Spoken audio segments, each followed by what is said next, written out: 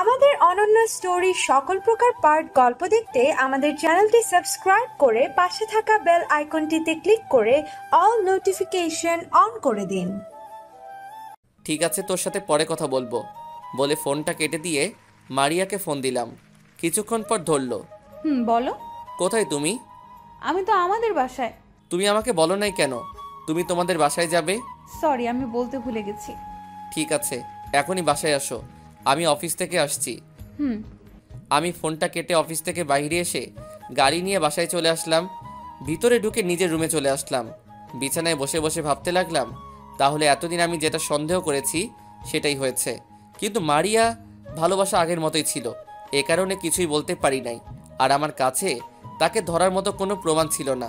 এসব কিছু ভাবতে লাগলাম। কিছুক্ষণ পর দেখি মারিয়া রুমে ঢুকলো, আমার পাশে বসে কাঁধে মাথা দিয়ে বলল, বলো কি কথা বলবে। আগে আমার কাঁধের থেকে মাথা সরাও। কেন? আমি বলছি তাই। তোমার কি হয়েছে? আর আমার সাথে এভাবে কথা বলছো কেন? কি হয়েছে কিছুক্ষণ পর দেখবে, আগে তোমার জামা কাপড় গুছিয়ে নাও। জামা কাপড় গুছিয়ে নেব মানে? মানেটা হলো তুমি এখন তোমাদের বাড়িতে যাবে একেবারের জন্য। তুমি কি বলছো?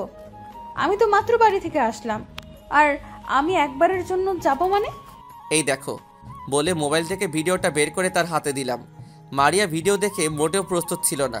যদি পৃথিবীর সব গোলাপ প্রতিদিন একটা করে তোমাকে দিয়ে বলি আমি তোমাকে ভালোবাসি, সব গোলাপ শেষ হয়ে যাবে, তবুও আমার ভালোবাসা শেষ হবে না।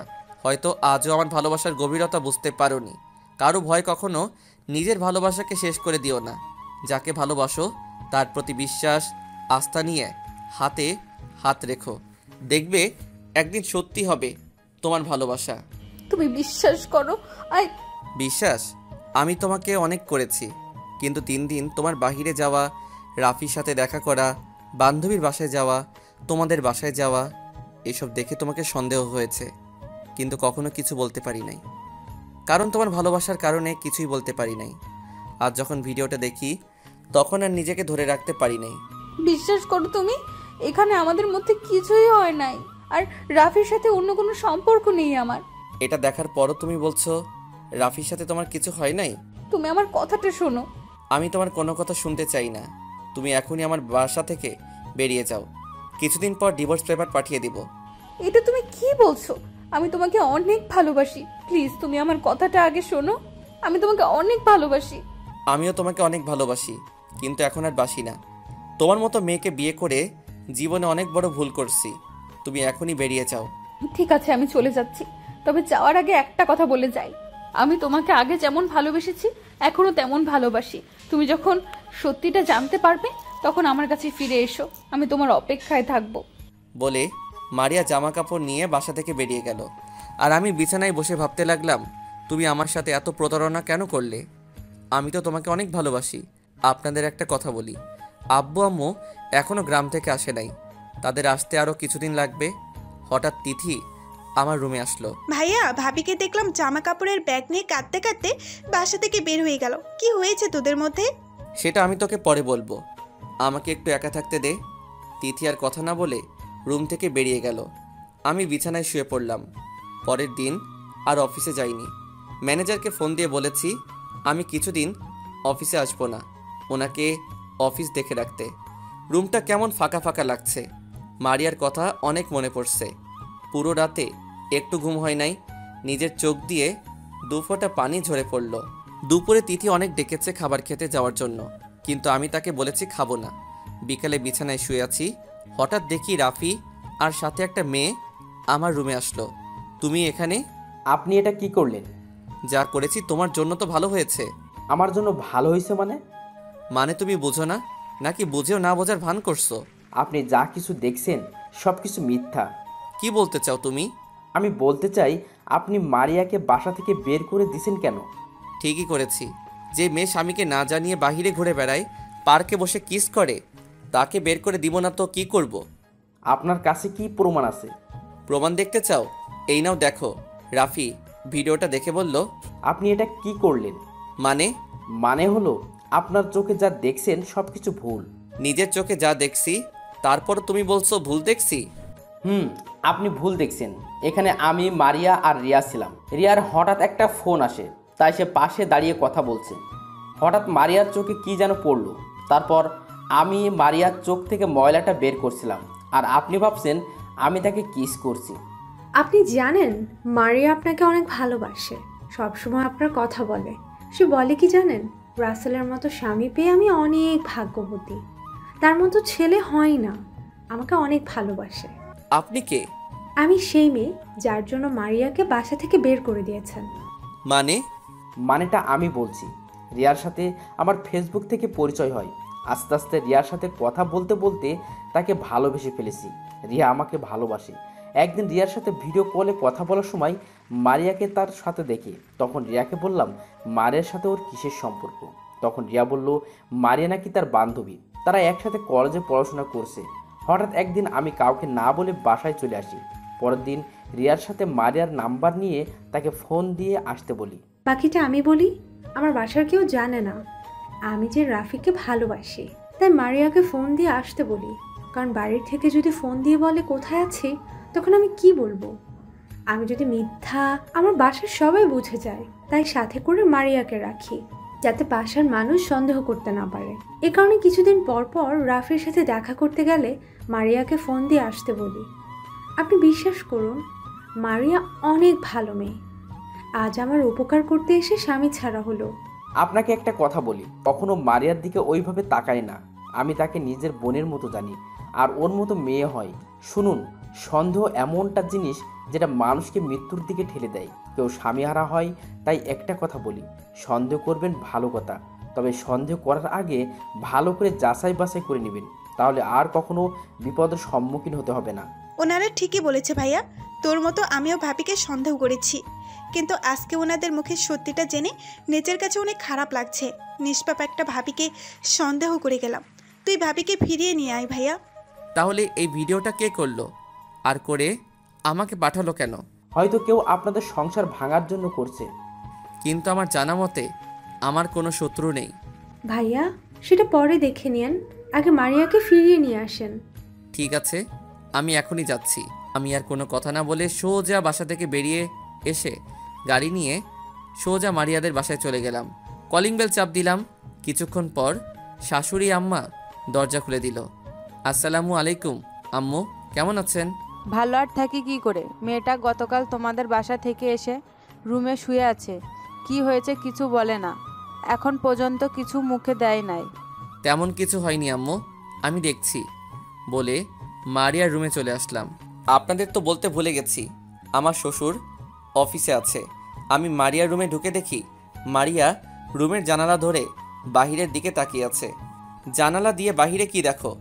মারিয়া আমার কথা শুনে দৌড়ে এসে আমাকে জড়িয়ে ধরে কান্না করে দিল। তুমি বিশ্বাস করো, আমি কিছুই করি নাই। আমি তোমাকে অনেক ভালোবাসি, প্লিজ আমার কথাটা শোনো। আমি সব কিছু শুনেছি। রাফি আর রিয়া আমাকে সব কিছু খুলে বলেছে। তুমি আমাকে ক্ষমা করে দাও, আমি তোমার কথা না শুনে বাসা থেকে বের করে দিছি। সত্যিটা জানতে পারলে আমি জানি তুমি আমার কাছে ফিরে আসবে। তোমার প্রতি আমার কোনো রাগ নেই। তুমি আমাকে বললে কি হতো? আমি বলি নাই ভয়, যদি তুমি রাগ করো আমি কি করব বলো? রিয়া আমাকে ছাড়া রাফির সাথে দেখা করবে না, আর রিয়ার পরিবারের সবাই আমাকে অনেক ভালো জানে। আচ্ছা, তোমার জানা মতে তোমার কোনো শত্রু আছে? আমার জানার মতে তেমন মনে পড়ছে না, তবে একটা ছেলে ছিল, ছেলেটার নাম রনি। প্রায় সময় কলেজে যাওয়ার সময় আমাকে ডিস্টার্ব করতো, আমাকে ভালোবাসার কথা বলতো।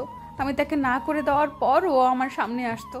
একদিন পা থেকে জুতা খুলে ওর গালে 2-3টা বাড়ি মারলাম, এরপর থেকে আমার সামনে আসে নাই। তাহলে আমার মনে হয় ওই রনি ছেলেটা ভিডিও করছে, আর ও চাইছে তোমার সংসার ভাঙার জন্য। ওটা তো আজ প্রায় 1 বছর হয়ে গেছে, এখন সে কোথা থেকে আসবে? কিন্তু যেদিন জুতার বাড়ি দিছি এর পরদিন থেকে তাকে আর দেখি নাই। ঠিক আছে, ওটা দেখা যাবে। এখন বলো, তুমি খাওয়া দাওয়া করো নাই কেন? আমার তো মনে হয় তুমিও করো নাই। তুমি বুঝলে কিভাবে? কারণ তোমার চেহারা দেখে বোঝা যাচ্ছে। তোমাকে অনেক ভালোবাসি তো, হঠাৎ করে তোমাকে বাসা থেকে বের করে দিছি, তাই অনেক খারাপ লাগছে। এ কারণে খাওয়া দাওয়া ভালো লাগে না। একটা সন্দেহের কারণে আজকে আমাদের সংসার ভাঙতে গেছে, কিন্তু আল্লাহ আমাদের দুজনকে আবার মিলিয়ে দিছে, সব সন্দেহ দূর করে দিছে। ঠিকই বলছো। এখন আমার খেতে ইচ্ছে করছে। ঠিক আছে, তুমি বসো, আমি খাবার নিয়ে আসছি। আমি ওই খাবারের কথা বলি নাই। তাহলে কোনটার কথা বলছো? তোমার ঠোঁট দুটো স্বাদ নিতে ইচ্ছা করছে। এখন না, আগে খাবার খেয়ে নাও, তারপর তোমার যা ইচ্ছা করো। বলে রুম থেকে বেরিয়ে গেল। আমি বিছানায় বসে বসে মোবাইল টিপতে লাগলাম। কিছুক্ষণ পর মারিয়া প্লেটে করে খাবার নিয়ে আসলো। খাবার খেয়ে নাও। তুমি খাবে না? আমি কি বলছি খাবো না? তুমি আমাকে খাইয়ে দিবে। তোমার মতো বুড়িকে আমি খাইয়ে দিব? ঠিক আছে, আমি আর খাবো না। ও মা, আমার জানো দেখি রাগ করতেও পারে। তুমি বসো, আমি হাত ধুয়ে আসি। ওয়াশরুমে ঢুকে হাত ধুয়ে এসে মারিয়াকে খাইয়ে দিতে লাগলাম। আমিও খেতে লাগলাম। মারিয়াও হাত ধুয়ে এসে আমাকে খাইয়ে দিল। খাওয়া শেষ হওয়ার পর মারিয়া প্লেট নিয়ে বাহিরে চলে গেছে। কিছুক্ষণ পর রুমে আসার পর আমি মারিয়াকে কোলে তুলে নিয়ে বিছানায় শুয়ে দিলাম আর মারিয়ার কপালে চুমু খেতে লাগলাম।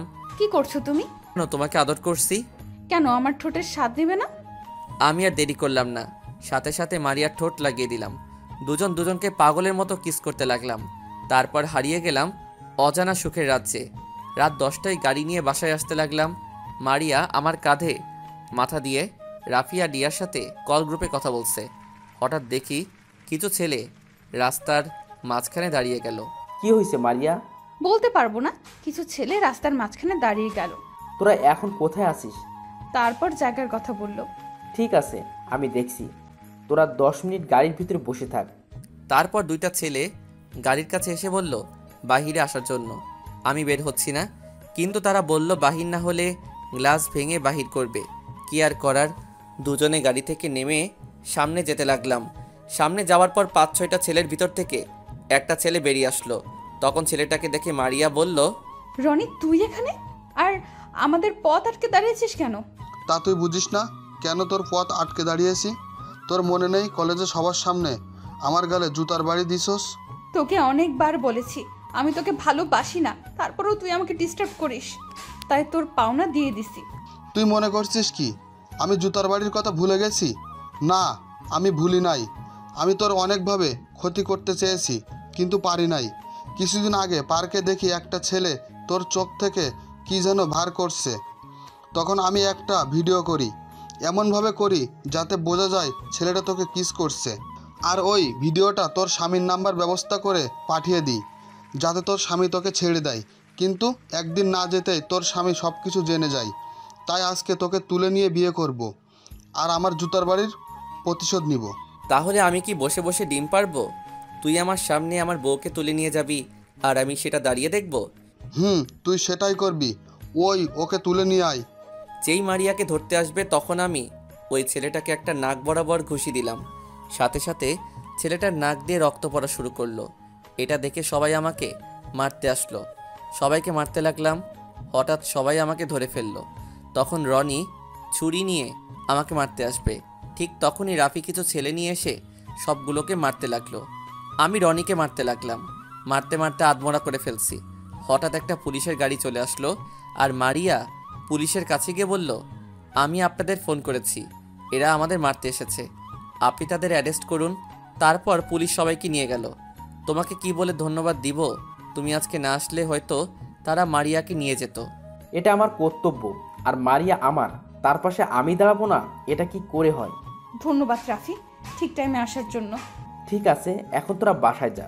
যে শিক্ষা দিছি বেঁচে থাকলে আর কখনো সামনে আসবি না। তারপর রাফি চলে গেল। আমি আর মারিয়া গাড়ি নিয়ে বাসায় চলে আসলাম। কলিং বেল চাপ দেওয়ার পর তিথি এসে দরজা খুলে দিল। কিরে, তোদের আসতে এত লেট কেন? বাহিরে একটু ঘুরতে গেছি, তাই আসতে লেট হয়ে গেছে। তুই খাবার খেয়েছিস? না, ভাবির সাথে একসাথে খাবো। মারিয়া আর আমি ফ্রেশ হয়ে এসে তিনজনে মিলে খাবার খেয়ে রুমে চলে আসলাম। রুমে এসে আমি বিছানায় শুয়ে মোবাইল টিপতে লাগলাম। মারিয়া বিছানায় শুয়ে আমাকে পিছন থেকে জড়িয়ে ধরে শুয়ে পড়ল। আমিও মোবাইল টিপা বাদ দিয়ে মারিয়াকে জড়িয়ে ধরে শুয়ে পড়লাম। এইভাবে দেখতে দেখতে 1 মাস চলে গেল। আগামী শুক্রবার রাফি আর রিয়ার বিয়ে ঠিক হয়েছে। আমাদের সবাইকে দাওয়াত দিছে, সাথে আপনাদের সবাইকে দিছে। আপনারা কিন্তু অবশ্যই যাবেন। আর তিথি আকাশ ছেলেটার সাথে আমার পরিচয় করিয়ে দিছে। কথা বলে বুঝতে পারলাম ছেলেটা ভালো, তবে আমি বলেছি লেখাপড়া ঠিকভাবে চালিয়ে যেতে। তো সবাই আমাদের জন্য দোয়া করবেন, আমরা যেন সারা জীবন সুখে শান্তিতে বসবাস করতে পারি। ধন্যবাদ সবাইকে। জীবনটা ধরো সাগর, আর হৃদয় তার তীর। বন্ধু হলো সাগরের ঢেউ। তোমার সাগরে অনেক ঢেউ থাকতে পারে, তবে ব্যাপার হলো সবগুলো ঢেউ কি তার স্পর্শ করতে পারে? ভালোবাসা পরিমাপের একক হলো বিশ্বাস। একে অপরের প্রতি যত বেশি বিশ্বাস থাকবে তাদের ভালোবাসার পাল্লা তত ভারী হবে। তো কেমন হয়েছে জানাবেন। পুরো গল্পে পাশে থেকে উৎসাহিত করার জন্য ধন্যবাদ সবাইকে। আর ভুল হলে ক্ষমার দৃষ্টিতে দেখবেন। আমি গল্প লিখি আমার মনের অনুভূতি থেকে। সবাই লাইক এবং কমেন্ট দিয়ে জানাবেন কেমন হয়েছে। ধন্যবাদ সবাইকে। পরবর্তী গল্পের জন্য অপেক্ষা করুন।